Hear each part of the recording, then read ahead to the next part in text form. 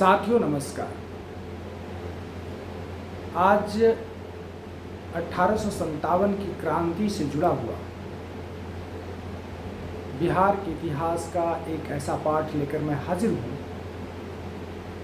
जो न केवल हमारी पाठ्य पुस्तकों से गायब है बल्कि हमारे विमर्श का भी, हमारी बातचीत का भी अभी हिस्सा नहीं बन सका है।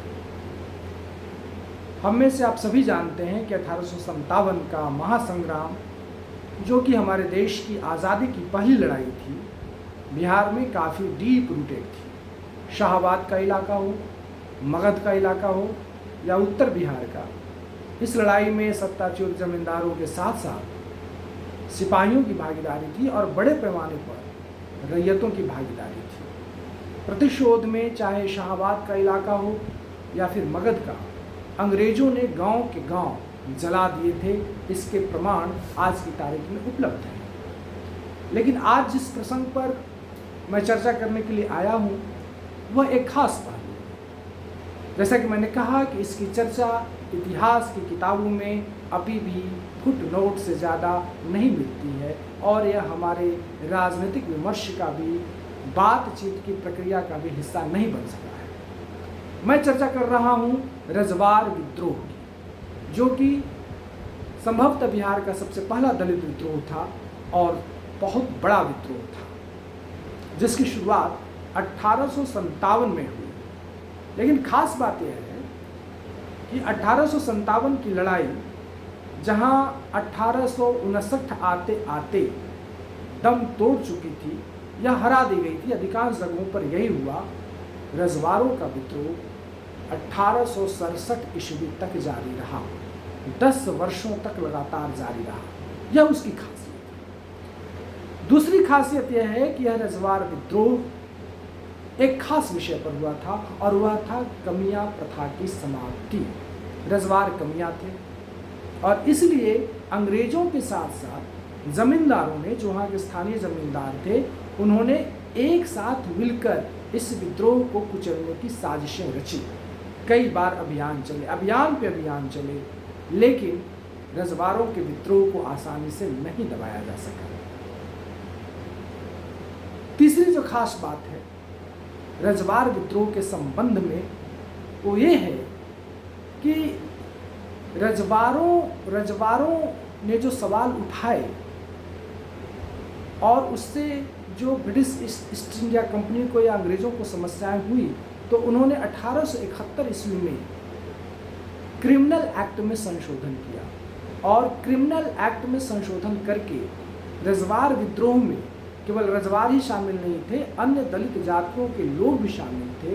और ऐसी अन्य तमाम दलित जातियों को, चाहे रजवार हों, भर हों, नट हों, चमार हों, इन तमाम जातियों को क्रिमिनल जातियां घोषित कर दिया गया और बिहार में दलित जातियों को क्रिमिनल जाति के नज़रिए से देखने की जो प्रवृत्ति है, संभवतः उसी समय से शुरू हुई।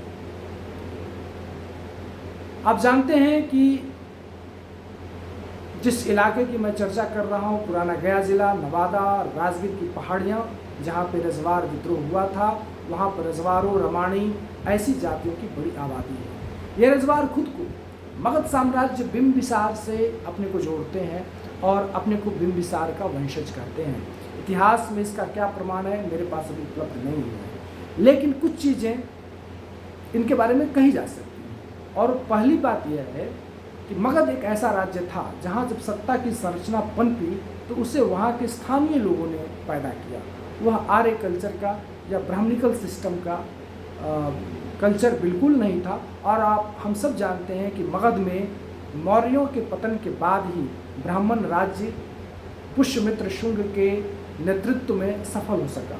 उसके पहले निम्न जाति से आने वाले लोग ही मगध के शासक थे। इसलिए इसकी भरपूर संभावना है कि जो स्थानीय जातियां रही होंगी, चाहे वो रमानी हों, चाहे राजभर हों, रजवार हों या और भी दूसरी जातियां हों, यही लोग थे जो वहाँ सत्ता का संचालन करते थे। और इसके तो प्रमाण हैं ही कि तमाम राजवंश निचली जातियों से आते थे। तो रजवार खुद को बिंबिसार से जोड़ते हैं। निम्न जातियों से अपने ट्रेडिशन को निम्न जातियों से जोड़ते हैं। इसमें कोई अतिशयोक्ति मुझे नहीं लगती है कि ऐसा संभव है।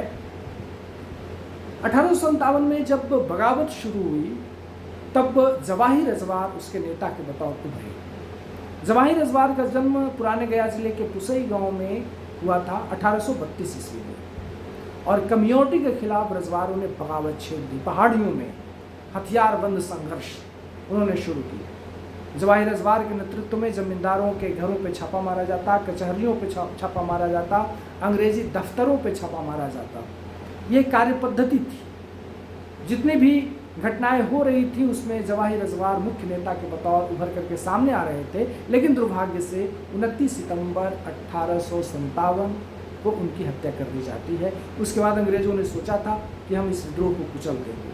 उन्होंने बड़ी बेदर्दी के साथ 600 गांवों को जला दिया। गांव के गांव जलाए। गांव जलाने में अंग्रेजों को बहुत आनंद आता था। मगध में भी उन्होंने गांव जलाए, शाहबाद के इलाकों में भी उन्होंने गांव जलाए, लेकिन गांव को जलाने के बाद भी रजवार विद्रोह नहीं थमा। 1863 में जमींदारों और अंग्रेजों ने मिलकर के रजवारों के खिलाफ अभियान चलाए। एतवा रजवार को पकड़ने के लिए एतवा रजवार जो उस समय नेता बन चुके थे, लेकिन वह अभियान भी सफल नहीं रहा।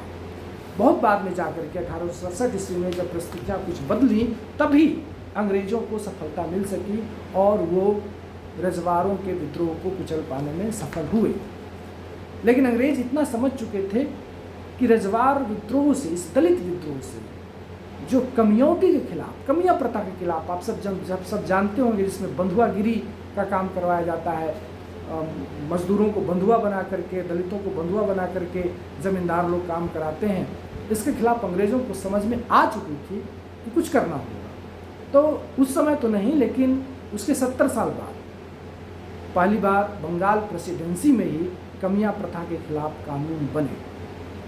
मगध में तो आज़ादी के बाद भी कम्युनिटी प्रथा जारी रही, लंबे अरसे तक जारी थी, लेकिन उसके खिलाफ शुरुआत जवाहिर रजवार ने 1857 में ही कर दी थी।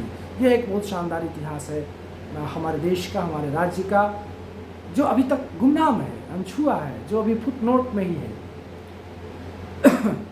जवाहिर रजवार के अलावा भोक्ता रजवार, फागू रजवार, दाऊद मियाँ, मुस्लिम लोग भी थे, गनौरी खलीफा, ये लोग शहीद हुए। एतवा रजवार का पता नहीं चला।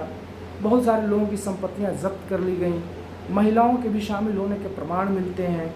सुहन दुसाद, सूरज मांझी, जोधन मुसहर, घनश्याम दुसाद, दीना रजवार, उग्रसेन रजवार, बंधु धोबी जैसे लोगों को उस समय अंडमान भेज दिया गया। विद्रोह को दबाने वालों का भी नाम सुन लीजिए। अंग्रेज तो थे ही, अंग्रेजों के साथ साथ दारोगा राम, बख्श सिंह, मलिक इनायत अली, जमींदार बाबू नंद किशोर सिंह, महादेव सिंह, फूल सिंह, ठाकुर कृपाल सिंह, राजा मेहंदी अली खां, लीला सिंह आदि प्रमुख थे। इन लोगों को दिक्कत थी, कमियागिरी कैसे खत्म हो जाएगा। कमिया प्रथा के खिलाफ रजवार विद्रोह हुआ था। 1857 के बहुत सारे पहलू हैं, ब्लैक एंड वाइट नहीं है। बहुत सारे ज़मींदारों ने जो सत्ताच्युत हुए थे उन्होंने बहुत बड़ी कुर्बानी भी दी। बहुत सारे ज़मींदारों ने अंग्रेज़ों का साथ दिया। उनके प्रश्नों से लेकर के कमिया प्रथा का प्रश्न 1857 की क्रांति में शामिल हुआ। रजवार विद्रोह खुल करके सामने आए, ज़्यादा से ज़्यादा और इस पर रिसर्च हो तो 1857 की क्रांति का स्वरूप और निचले तबकों की ओर पहुँचेगा। हमारे इतिहास का एक ऐसा पन्ना है, ऐसा महत्वपूर्ण पन्ना है जिसे बिहार को समझने के लिए और बिहार के इतिहास को मुकम्मल तौर पर समझने के लिए ज़रूरी है। जवाहिर रजवार, भोक्ता रजवार, कारू रजवार, ये सब 1857 के महान स्वतंत्रता सेनानी हैं जिन्हें इतिहास की पाठ्य पुस्तकों में जगह तो दिलानी ही है। हमें इन नामों को और इन प्रतीकों को हमें अपने विमर्श का भी हिस्सा बनाना होगा। शुक्रिया।